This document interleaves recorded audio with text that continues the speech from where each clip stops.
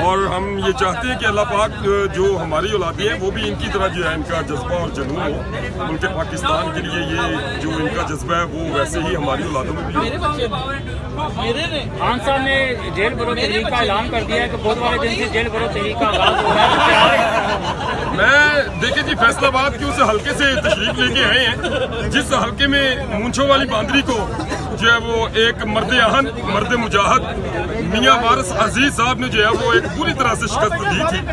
तो इंशाल्लाह ताला ये जो मजलूम इनके जो हालात हैं, ये मतलब कि खान साहब को जो है वो पकड़ने के लिए जो है वो साजिशें कर रहे हैं, ये कभी भी जो है इन साजिशों में जो है वो कामयाब नहीं होंगे और हम जो है वो आखिरी हद तक जाएंगे इंशाल्लाह, खून के आखिरी कतरे तक जो है वो हम खान साहब की जो है वो हिफाजत करेंगे। जेल तो बहुत दूर की बात है, हमें ये जान से मार भी दे तब भी हम खान साहब के साथ करेंगे। अच्छा, रात को भी सुना है कि यहाँ पे पुलिस आई थी, तो वो कोई मंजर बयान करेंगे, क्या हुआ था यहाँ? जी हम यहाँ पे मौजूद नहीं थे, लेकिन रात जैसे ही खान साहब की जो है कॉल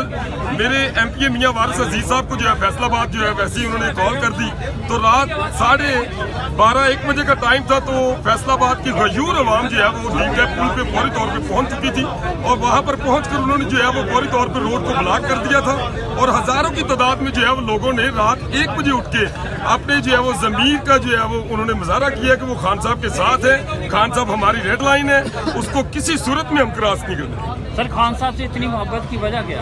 खान साहब देखें जी पाकिस्तान की आखिरी होप है। खान साहब एक